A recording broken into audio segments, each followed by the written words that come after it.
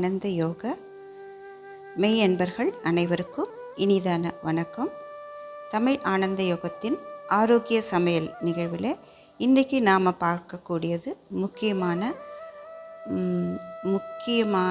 மிக முக்கியமான அனைத்து மருத்துவ குணங்களும் கொண்ட 3 ஆரோக்கிய மூலிகை கீரைகளை பற்றியும் அதை எப்படி நம்ம துவையல் செஞ்சு சாப்பிட்லான்றதை பற்றியும் தான்.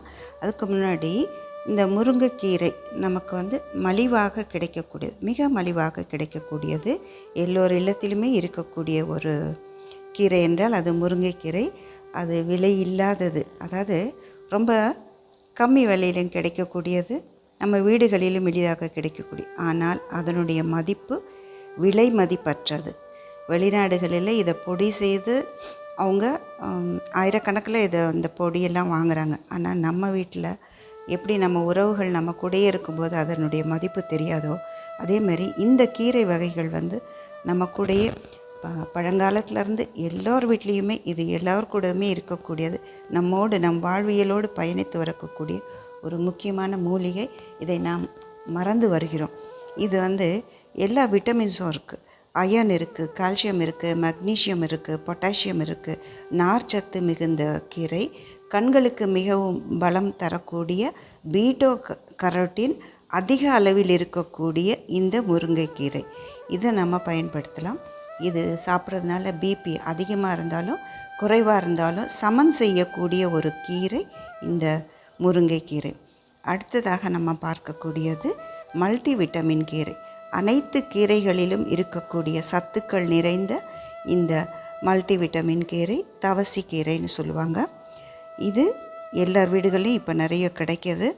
இதை பயன்படுத்தணுன்னா இது என்ன செய்யுதுனாக்கா, இதனுடைய மருத்துவ பயன்கள் கேன்சர் செல்ஸை அழிக்கக்கூடிய ஒரு முக்கிய பங்கு வகிக்கிறது. இது அனைத்து சத்துக்களும் நிறைந்த ஒரு கீரை.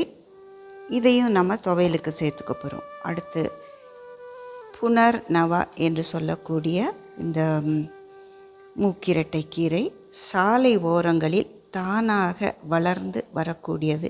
இதை நீங்கள் பார்த்து எடுத்து கொண்டு வீட்டில் தொட்டிகளிலும் வச்சு நம்ம பராமரிக்கலாம்.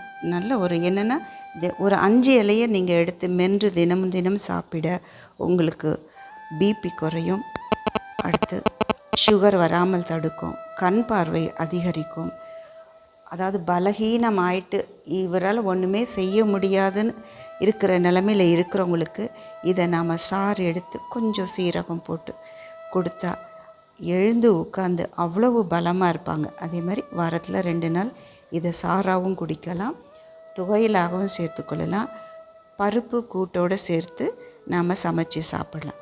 இந்த வகை கீரைகளை இன்றைக்கு நாம் துவையல் என்ற வடிவில் செஞ்சு பார்க்க போகிறோம்.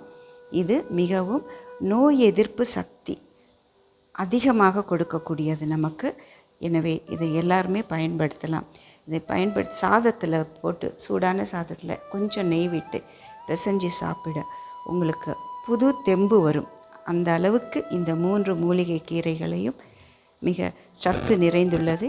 இதை நாம் பயன்படுத்தி ஆரோக்கியத்தை பெறுவோம். இதற்கு தேவையான பொருட்கள். வாழ்க வளமுடன். தமிழ் ஆனந்த யோகத்தின் ஆரோக்கிய சமையல் வரிசையில் இன்று ஆரோக்கியமான மூலிகை துவையல். இதற்கு தேவையான பொருட்கள்: முருங்கைக்கீரை, தவசி கீரை, மூக்கிரட்டை கீரை. தேவையான பொருட்கள்: நல்லெண்ணெய் ஒரு 2 ஸ்பூன், அடுத்து கடுகு, கொஞ்சம் மிளகு, காய்ந்த மிளகாய், சீரகம், கருஞ்சீரகம் கொஞ்சம், எல்லாமே ஒரு 2 பிஞ்ச் போட்டால் போகிறோம். தேவையான அளவுக்கு இந்து உப்பு எடுத்துக்கலாம். அடுத்து கருப்பு உளுந்து, வெள்ளை உளுந்தை விட நீங்கள் கருப்பு உளுந்து சேர்க்கறது ரொம்ப சிறப்பு. ஒரு 3 தேங்காய் பற்ற வேணுன்றவங்க போடலாம், தேவையில்லைனாலும் பரவாயில்ல. கொஞ்சம் இஞ்சி வாஷ் பண்ணி தோல் எடுத்து சின்ன சின்ன பீஸாக கட் பண்ணிக்கலாம். கீரைகளில் பார்த்திங்கன்னா கொஞ்சம் புதினா. அடுத்து இது மூக்கிரட்டை புனர் நவா சொல்லுவாங்க. எப்படிப்பட்ட நோய்களையும் குணமாக்கக்கூடிய ஒரு தன்மை இந்த புனர் நவா மூக்கிரட்டை கீரை.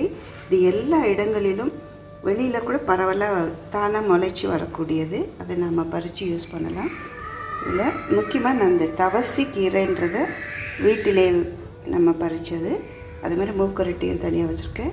முருங்கை இதில் சேர்த்துருக்கோம். ஸோ இப்போ இந்த தவசி இது சின்னதாக ஒரு கைப்பிடி அளவுக்கு கொஞ்சம் கம்மியாக இருந்தால் போகிறோம். கொஞ்சம் கருவேப்பிலை அடுத்து முருங்கைக்கீரை சின்னதாக உதுத்து வச்சுக்கணும். இதுதான் ரொம்ப நேரம் நம்ம வதக்கணும். ஃபஸ்ட்டு இதை போட்டு வதக்கணும். அடுத்து புதினா கொஞ்சம், இந்த கருவேப்பிலை கொத்தமல்லி புதினா எல்லாம் கொஞ்சமாக போட்டால் போகிறோம். முருங்கைக்கீரையும் இந்த தவசியும் ஓரளவு அதை விட அதிகமாக இருக்கணும். இது நல்லா உதுத்து வச்சு ஒரு கைப்பிடி அளவு முருங்கைக்கீரை எடுத்துக்கோங்க. இது தேவையான பொருட்கள். இதை நம்ம ஒவ்வொன்றா போட்டு வதக்கி அதுக்கப்புறம் நல்லா ஆற விட்டுட்டு மிக்சியில் நம்ம கொஞ்சம் கொரன்னு பதமாக அரைச்சிக்கணும். ரொம்பவும் மைய அரைக்கக்கூடாது. ஓரளவுக்கு 90% சாதத்தில் பிசைஞ்சு நெய் போட்டு சூடான சாதத்தில் பிசைஞ்சு சாப்பிட்டா ரொம்ப ஆரோக்கியம். இதில் என்னென்னா முருங்கைக்கீரையில் நிறைய இரும்பு சத்து, விட்டமின் ஏ சத்து இருக்குது. கருவேப்பிலையிலும் இருக்குது. இந்த மல்டிவிட்டமின் கீரைன்றது தவசிக்கீரை. இதில் எல்லா கீரைகளிலும் இருக்கக்கூடிய அனைத்து சத்துக்களும் அதில் இருக்குது. அது மாதிரி மூக்கிரட்டை, புத்துயிரை வரவழைக்கக்கூடிய அந்த மூக்கிரட்டை கீரை. இதில் நல்லெண்ணெய், இஞ்சி, வரமிளகாய் சேரும்போது ரொம்ப ஒரு அற்புதமான நமக்கு உடலுக்கு முழு ஆரோக்கியத்தை கொடுக்கக்கூடிய அனைத்து சத்துக்களும் நிறைந்த ஒரு மூலிகை கீரை இது. இதை நம்ம தாளித்து ஆற வச்சு மிக்சியில் அரைச்சி கொண்டு வந்து காமிக்கிறேன்.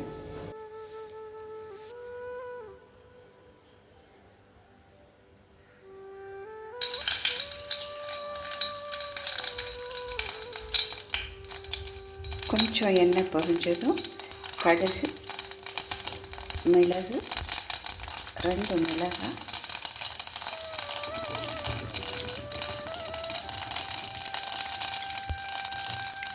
சீரகம், கருஞ்சீரகம். எப்பவுமே நம்ம இந்த கருஞ்சீரகத்தை சேர்த்துக்கிறது நல்லது.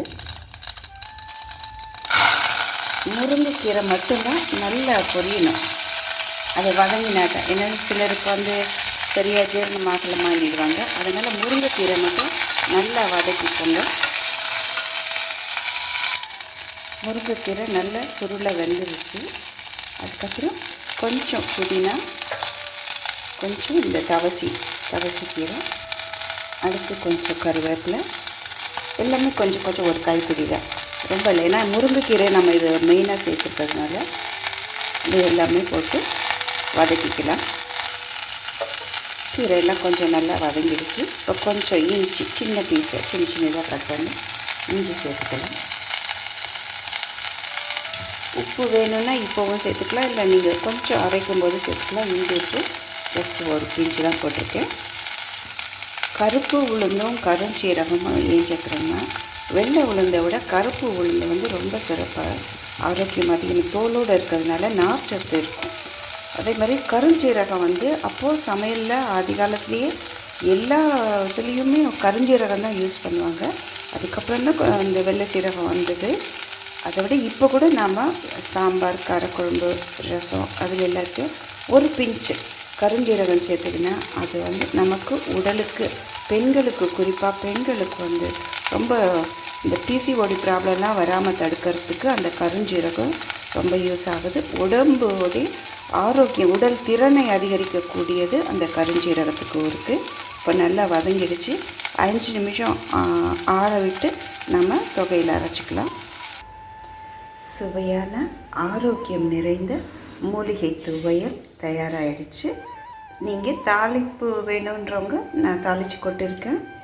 கொஞ்சம் நல்லெண்ணெய் விட்டு, கொஞ்சம் நெய் விட்டு, கடுகு, கருவேப்பிலை போட்டு தாளித்து விட்டுருக்கேன். இது நீங்கள் சூடான சாதத்தில் கொஞ்சம் நெய் போட்டுக்கிட்டு பிசைஞ்சு சாப்பிடலாம். வெறும் ரசம் சாதமே போதும். இந்த துவையல் இதில் சேர்த்துருக்கக்கூடிய அந்த மூக்கிரட்டை எப்படிப்பட்ட நோய் உள்ளவர்களுக்கும் ஆரோக்கியம் கொடுக்கக்கூடிய, பூரண ஆரோக்கியம் கொடுக்கக்கூடிய ஒரு இது. முருங்கைக்கீரை விட்டமின் ஏ இருக்குது, இரும்பு சத்து இருக்குது. பூமியில் இருக்கக்கூடிய இரும்பு சத்து நமக்கு இது நமக்கு எளிமையாக கிடைக்கிறதுனால அதனுடைய மகத்துவம் நமக்கு புரியலை. வாரத்தில் 2 நாள் இந்த மாதிரி, ஒரு நாள் துவையல், ஒரு நாள் சூப்பு, ஒரு நாள் கீரை பொரியல், ஒரு நாள் சாம்பார் அப்படின்னு விதவிதமாக நீங்கள் கீரைகளை சேர்த்துக்கலாம். அகத்திக்கீரை இருக்குது. இது எல்லாமே நாம் வீட்டிலையே பயிர் செஞ்சு, இடம் இல்லாதவங்க சின்ன சின்ன தொட்டிகளில் வைத்து பராமரிக்கலாம். ரொம்ப ஈஸி பராமரிக்கிறது. ஸோ நமக்கு இதையெல்லாம் சாப்பிட்டா ரொம்ப ஆரோக்கியமாக இருப்போம்.